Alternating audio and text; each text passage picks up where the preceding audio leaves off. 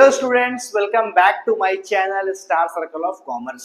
और हम लोग पढ़ रहे थे क्लास 11th में जर्नल एंट्रीज।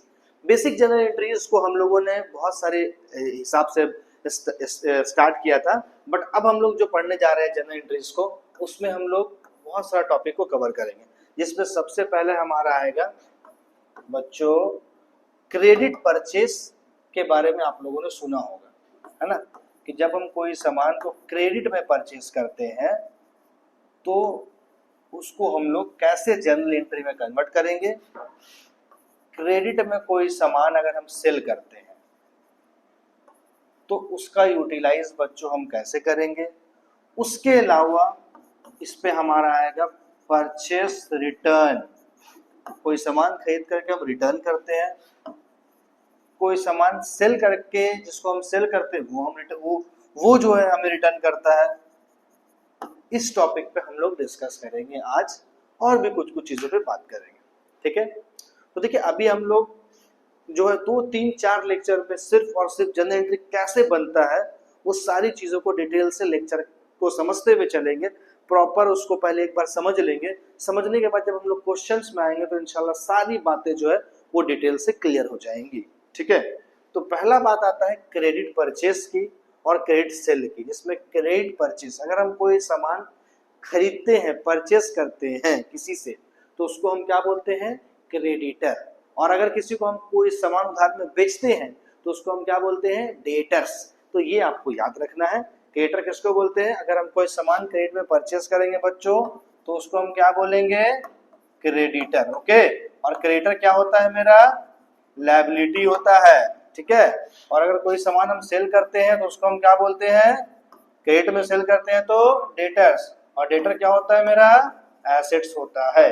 तो ये आपको याद रखना है कि क्रेडिटर आपका लायबिलिटी और डेटर आपका एसेट्स है, ठीक है। मैं कुछ एग्जांपल आपको पहले बताना चाहता हूँ। जैसे एग्जांपल के तौर पर यहाँ पे ऐसे लिखा हुआ है कि परचेस गुड्स फ्रॉम राम, ठीक है।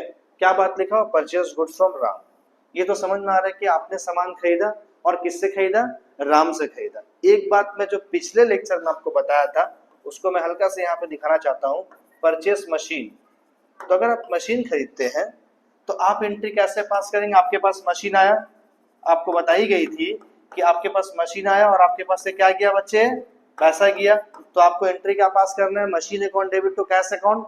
मैं आपको बताना चाहता हूँ कि पूरा कंप्लीट वैसे ही फॉर्मेट में आप कीजिएगा। जनरल एंट्री का फॉर्मेट यही है ना आपका, देख लो, ठीक है। इसी जनरल एंट्री के फॉर्मेट पे आपको काम करना है। डेट, पार्टिकुलर्स, है ना, लेजर फोलियो, अमाउंट, एलएफ मतलब ledger folio, amount, debit and credit. मैं शॉर्ट में आपको बता रहा हूँ, ठीक है। अगर आप मशीन खरीदते हैं कैश में तो आप क्या एंट्री पास करेंगे, machine account debit to cash account. और अगर आप कोई सामान खरीदते हैं परचेस गुड्स, ऐसे लिख दिया क्वेश्चन आपका, बात समझ आ रही है, परचेस गुड्स लिख दिया। तो परचेस गुड्स, गुड्स का मतलब क्या होता है, कोई सामान, कुछ भी सामान हो सकता है ना। जैसे कि परचेस मशीन था तो आपको पता चल रहा है ये मशीन है, तो आप एंट्री पास किए, मशीन आया, पैसा गया, machine account debit to cash account, clear. Purchase goods, आपने सामान खरीदा, सामान आया, पैसा गया, क्या सामान है, सामान का नाम नहीं पता सर। तो क्या लिख सकते हैं हम यहाँ पर, goods account debit to cash लिख सकते हैं, गुड्स आ रहा है तो गुड्स जब ऐसा केस आता है तो हम यहाँ पे लिखते हैं बच्चों purchase account debited to cash account. ये आपको याद रखना है, क्लियर। लेकिन सर यहाँ पे मामला ये आ गया, purchase goods from Ram, Ram से हमने माल खरीदा, कैश का जिक्र नहीं हुआ यहाँ पे, ठीक है। तो आपको मैं बताना चाहता हूं कि आप जो जर्नल एंट्री लिखेंगे यहाँ पे वो ये होगा, purchase account debit to Ram's account. बात समझ में आ गया। और यहाँ पे आप डालेंगे being purchase goods from Ram on credit, ठीक है। उधार में आपने सामान खरीद लिया। तो सर हम समझेंगे कैसे कि वहां पे कैश है कि राम है। तो मैं आपको बता दूं, अगर कभी भी क्वेश्चन में डायरेक्ट ऐसे लिखे रहे परचेस गुड्स फ्रॉम राम, तो आप ये समझेंगे कि वो सामान राम से खरीदा, उधार में गया, ठीक है। अगर क्वेश्चन में लिखा रहेगा परचेस गुड्स फ्रॉम राम, मैं डिफरेंस बताने जा रहा हूं, ध्यान दीजिएगा। अगर क्वेश्चन में ऐसे आ जाता कि purchase goods from Ram for cash, अब आप ध्यान दीजिए यहाँ पे परचेस गुड फ्रॉम राम है, लेकिन यहाँ पे क्या लिखा, purchase good from Ram for cash. तो आपका इस केस में जो जर्नल एंट्री होगा बच्चों, purchase account debit to cash account. बात समझ में आ गया? कैश हम लोग इसलिए लिख रहे हैं क्योंकि यहाँ पे क्लियर समझ में आ रहा है कि राम से तो हमने माल खरीदा है, बट क्या किए कि कैश साथ साथ दे दिए। ठीक है, दोनों में क्या डिफरेंस है समझ में आया? ठीक है, तो ये आपको ध्यान देना है। ठीक है, इसके बाद हम लोग थर्ड नंबर पे बात करते हैं। देखिए इससे रिलेशन, इसके रिलेशन में एक एंट्री यहाँ पे पास होगा। ठीक है, अब बोला आपको goods return to Ram. Sir अब क्या बात लिख दिए, goods return to Ram, Ram से हमने माल खरीदा था, इसकी बात कर रहे हैं। देखिए इसको इसके साथ कनेक्ट कर रहे हैं। ठीक है, राम से हमने माल, मान लिया जाए कि 10,000 रुपए का खरीदा था, लेकिन हमको 1,000 का माल पसंद नहीं आया, तो हमने जो खरीदा था हम उसको क्या कर रहे हैं, वापस कर रहे हैं। जब हम राम को माल वापस करेंगे, जिससे हम खरीदे थे वापस करेंगे, तो ये एंट्री जो आपको दिख रहा है ना बच्चों, ये पूरा क्या होगा, रिवर्स कर जाएगा। रिवर्स इन द सेंस, यहाँ पे आपका मैं आपको दिखाना चाहता हूं कि राम्स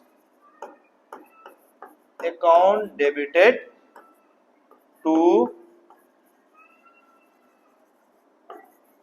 परचेस रिटर्न अकाउंट हो जाएगा। देखिए ये उल्टा हुआ, परचेस टू राम था ना, और यहाँ पे क्या हो रहा है, राम से account debited to purchase return हो गया। तो ये हमारा क्रेडिट परचेस, जब हम परचेस करते हैं और उस पर रिटर्न होता है तो कैसे हम लोग एंट्री पास करते हैं। पहला बात क्लियर हो गया। आप बच्चों पहले इसको एक स्क्रीनशॉट ले लीजिए, उसके बाद फिर मैं आपको आगे बताऊंगा कि आगे और क्या क्या चीज हमारा सेल्स और सेल्स रिटर्न में आएगा। फटाक से स्क्रीनशॉट ले लीजिए आप लोग।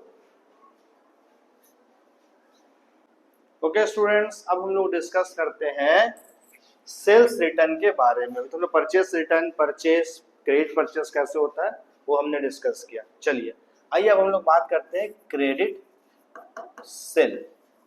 ठीक है, क्रेडिट सेल से पहले मैं आपको एक सिंपल बात बताना चाहता हूँ कैश सेल से रिलेटेड। जैसे एग्जांपल के तौर पर आपको लिख दिया सोल्ड मशीन, आपने मशीन सेल किया, तो जैसे आप मशीन सेल करेंगे आपके पास पैसा आएगा, कैश अकाउंट डेबिट होगा, और आपके पास से क्या जाएगा बच्चों, मशीन चला जाएगा, एंट्री पास हो गया। लेकिन जैसे आप आगे बढ़ेंगे तो आपको लिखेगा सोल्ड गुड्स। अब यहाँ पे मसला आएगा, सोल्ड गुड्स दे देगा या कैश सेल्स देगा। अभी मैं कैश की बात कर रहा हूँ, उसके बाद मैं क्रेडिट सेल पे डिस्कस करूंगा। ठीक है, ध्यान दीजिएगा। सोल्ड गुड्स या कैश सेल्स, इसका सोल्ड गुड्स या कैश सेल्स का मतलब क्या होता है? सोल्ड गुड्स का हमने सामान सेल किया, पैसा आया, सामान गया। और कैश सेल्स का मतलब पैसा आया और सामान गया। बहुत से लोगों में कंफ्यूजन है कि सर कैश सेल्स बोल रहे, क्या कैश को सेल कर दे रहे हैं? नहीं, ऐसा नहीं हो सकता है। कोई कैश को सेल कर सकता है? नहीं कर सकता। कैश में सामान सेल हो रहा है, इसलिए उसको बोला जाता है कैश सेल्स। ठीक है, तो मैं आपको बताना चाहता हूं कि इस केस में भी क्या होता है कि कैश हमारा आ रहा है और सामान हमारे पास से जा रहा है। तो चूंकि सामान का नाम हमको नहीं पता है, इसीलिए बच्चों हम लोग यहाँ पे क्या लिखते हैं, टू सेल्स अकाउंट। क्लियर? तो ये चीज आपको ध्यान में रखना पड़ेगा। अब हम लोग अपने मेन टॉपिक पे आते हैं, क्रेडिट सेल में। क्वेश्चन में क्या लिख दिया कि सोल्ड गुड्स टू सोहन। क्या लिखा? Sold goods to Sohan. Sohan को हम माल बेच रहे हैं, ये तो नहीं मेंशन किया कि कैश में बेच रहे हैं, बस खड़ी ये मेंशन है कि sold goods to Sohan, Sohan को हमने सामान सेल किया है। तो हम ऐसा केस में क्या करेंगे, सामान जब सेल हो रहा है तो सेल तो मेरा क्रेडिट में चला जाएगा। तो डेबिट में क्या होगा सर? तो डेबिट में होगा Sohan's account debited to sales account. तो ये चीज आप याद रखें कि Sohan's account debited to sales account हो जाएगा। लेकिन सर आप बता रहे हैं कि सोहन को सामान सेल किया गया, यहाँ पे बात मेंशन नहीं है। अगर मेंशन रहे तो ऐसे, जैसे एग्जांपल के तौर पर ऐसे लिख दे, sold goods to Sohan for cash. Sohan को सामान सेल किया है, बट किस में सेल कर दिया है बच्चों? कैश में सेल कर दिया है। और अगर कैश में सेल कर दे तो हमारा जो जर्नल एंट्री होगा वो फिर से यही हो जाएगा cash account debited to sales account. Clear?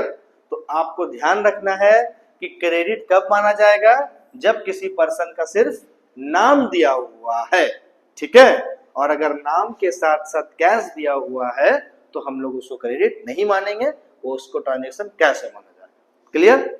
अब रिटर्न की बात करते हैं। जैसे एग्जांपल के तौर पर sold goods to Sohan, Sohan को आपने सामान सेल कर दिया, ठीक है, तो सोहन को सामान सेल करने का ऐसा हो भी सकता है, यहां पे मैं लिख रहा हूं समझ समझाने के लिए कि गुड्स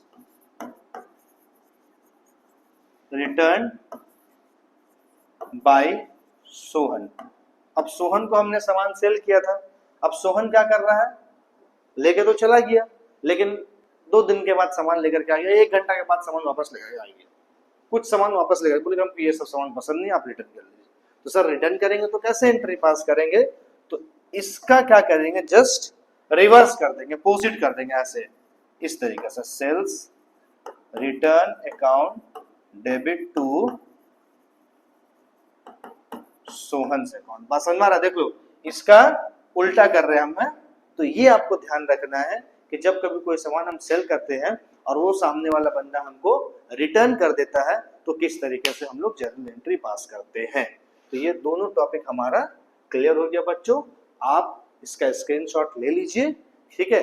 नेक्स्ट टॉपिक पे हम लोग डिस्कस करेंगे कि कैसे हम लोग बिजनेस को स्टार्ट करते हैं और डिस्काउंट वगैरह के बारे में पहले डिस्कस करेंगे, फिर बिजनेस को स्टार्ट कैसे करते हैं और पूरा एक कंप्लीट प्रॉपर क्वेश्चंस कैसे बनाते हैं, एक सिंपल क्वेश्चन को कल बना करके आपको दिखाएंगे, ठीक है। तब तक के लिए आप ये सारी चीजों को प्रॉपर प्रैक्टिस कीजिए, पहले वाला वीडियो नहीं देखा तो उसको भी कंटिन्यू देख लीजिए, ओके स्टूडेंट्स। तब तक के लिए थैंक यू सो मच।